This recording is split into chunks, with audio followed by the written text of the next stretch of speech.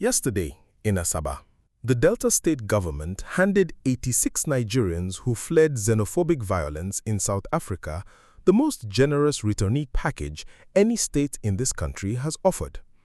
2 million naira for every affected family, 200,000 naira every month for each individual returnee, 300,000 naira every month for each affected family. That is real money, and for people who came home with nothing, it matters enormously. Compare it to what other states paid. Imo State gave 1 million naira per returnee. Edo State gave 1 million naira per returnee, 41 million naira in total.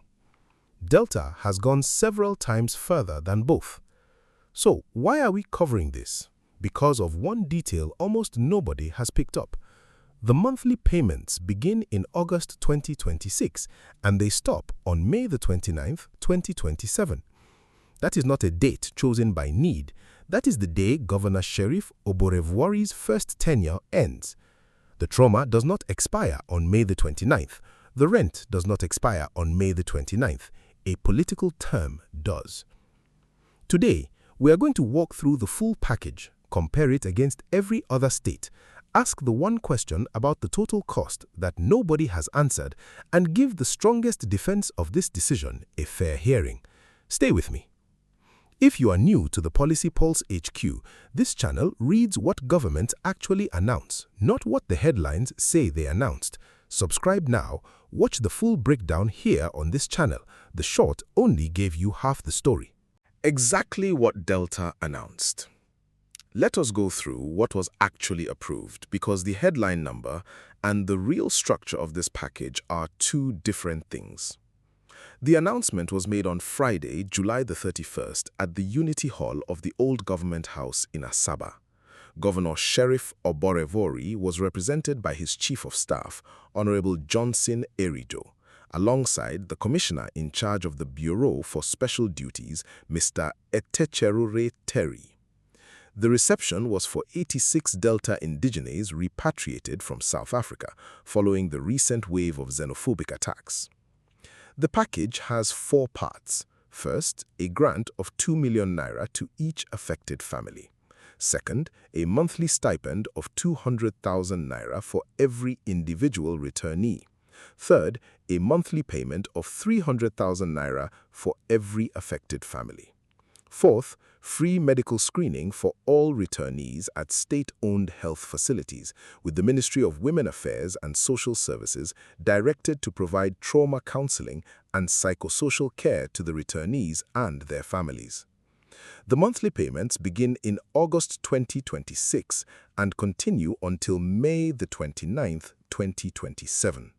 Speaking on behalf of the governor, Erijo said his heart was heavy with pain for the indignity the returnees endured and expressed gratitude to God and to President Bola Tinubu, whose intervention he credited with ensuring their safe repatriation. He urged families and communities to receive the returnees with love and told them not to allow the experience to kill their entrepreneurial spirit. Now, let us do the arithmetic the announcement did not do. August 2026 to May 2027 is 10 months of payments. At 200,000 naira a month, that is 2 million naira per individual returnee over the life of the scheme. Across 86 returnees, that alone is roughly 172 million naira before you add a single family payment. Then add the family component. Every affected family receives 2 million naira upfront plus 300,000 naira a month for 10 months, which is another 3 million naira. So each affected family is due around 5 million naira in total. And here is the problem. Delta has not published how many families are involved, and without that number, nobody outside the government house can calculate what this scheme actually costs the state. The national picture. To judge Delta fairly, you have to see what the rest of the country did, and the range is enormous. According to the National Emergency Management Agency, 1,516 Nigerians were evacuated from South Africa in 7 batches between the 11th of June and the 15th of July 2026, arriving through the Murtala Mohammed International Airport in Lagos aboard Air Peace and South African Airways flights. Worth noting, the Ministry of Foreign Affairs put the figure at 1,490. Two federal agencies, two different totals for the same exercise, which tells you something about the register keeping on this from the very beginning. Imo State, under Governor Hope Uzodinma, gave 1 million naira to each of its returnees. Edo State, under Governor Monday Okpekbolo, pledged 1 million naira to each of 41 indigenous, 41 million naira in total, and offered soft loans to help them restart businesses. Delta's package is worth several times either of those. But the more important number is how many states did nothing at all. The chairman of the Nigerians in Diaspora Commission, Dabiri-Erewa, publicly named Imo, Edo, and Delta as the states that had acted, said Anambra, Abia, Enugu, and Lagos had reached out to identify their citizens and then appealed directly to the governments of Bayelsa, Rivers, Ogun, Oyo, Kwara, Ekiti, Akwa Ibom, Cross River, Ebonyi, Kogi, Ondo, and Osun to reach out to theirs. Read that list again. 12 state governments had to be publicly appealed to by name by a federal commission to make contact with their own citizens who had just been driven out of a foreign country. Why this is a lottery, not a policy. Here is what that list actually tells you, and it is the uncomfortable center of this whole story. Two Nigerians could have been standing beside each other in Johannesburg, lost identical shops on the same street, boarded the same Air Peace flight, and landed at the same terminal in Lagos on the same afternoon. If one of them is from Delta, that person is now looking at roughly 5 million naira across the next 10 months. If the other is from a state that never picked up the phone, that person got a handshake at the airport and nothing else. Same country, same passport, same attack, same flight, completely different outcome, decided entirely by which state governor felt like responding. That is not a national response to a national emergency. That is a lottery based on where you were born. And it exposes something structural about how citizenship actually works in Nigeria. The federal government evacuated everybody. Only the states could compensate anybody, and most of them did not. The bill landed on the wrong desk. Now here is the question this entire story turns on, and it is not about Delta at all. Why is a Nigerian state government paying compensation for damage inflicted in South Africa? On the 7th of July, the Senate debated exactly this. Senator Wasiu Eshinlokun of Lagos Central urged the chamber to consider nationalizing South African-owned companies operating in Nigeria, naming MTN and MultiChoice, which owns DSTV. Senator Adams Oshiomhole of Edo North went further and proposed that if the South African government refused to compensate affected Nigerians, the federal government should appropriate the profits of South African companies here and use those funds to pay the victims. The Senate rejected it by voice vote. The Deputy Senate President Barau Jibrin, who presided, urged caution, arguing that Nigeria must establish the facts before any retaliatory action, and cautioning colleagues against relying on unverified social media reports about what a South African minister had or had not said. The Senate did pass something useful, though. It asked the Ministry of Foreign Affairs, the Nigerians in Diaspora Commission, and the Nigerian High Commission in South Africa to establish a verified register of Nigerians who suffered death, injury, displacement, detention, or loss of property as a basis for pursuing legal redress and compensation. The detail that should stop you. Now, hold two facts side by side and see what appears. The Senate debated seizing MTN's profits in Nigeria to compensate these victims and voted it down. Meanwhile, when the returnees actually landed at Murtala Mohammed International Airport, MTN Nigeria was on the ground handing out free SIM packs with data valued at 50,000 naira per person, plus a pledge of 100,000 naira into each returnee's bank account. So, a South African-owned telecoms company distributed voluntary handouts to Nigerians displaced by South African violence in the same weeks that Nigerian senators concluded they could not lawfully or wisely compel that same company to contribute anything at all.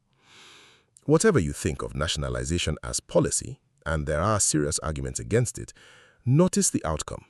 The compensation bill for a foreign country's failure has now been quietly transferred onto the Delta State Treasury, funded by Delta taxpayers, with the actual perpetrators paying nothing and the actual host government paying nothing.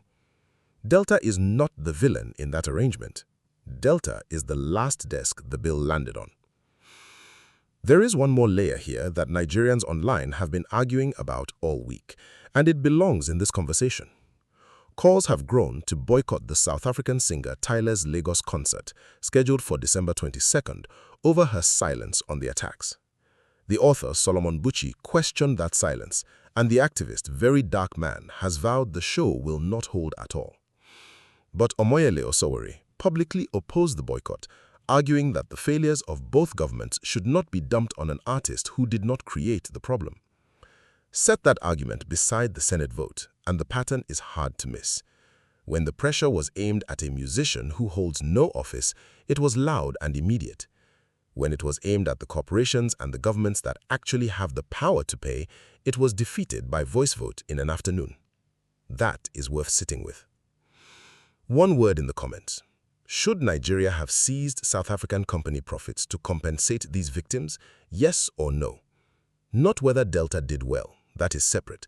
Should the bill have gone to the companies? One word. I am reading them. The strong case for Delta. Let us give the other side its best hearing, because on this story, the defense is genuinely strong, and anyone pretending otherwise is not being straight with you. The first point is the simplest and the most important. These people needed help, and Delta gave it. Every other consideration in this video is secondary to that.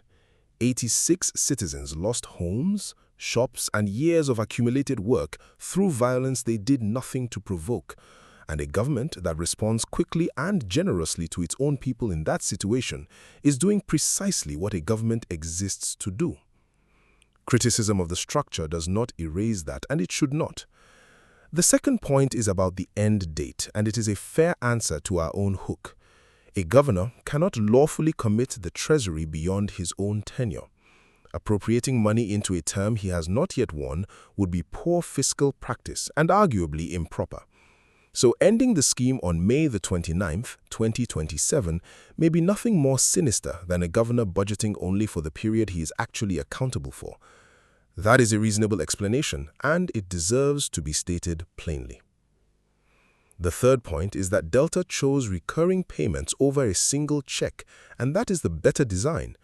A lump sum disappears.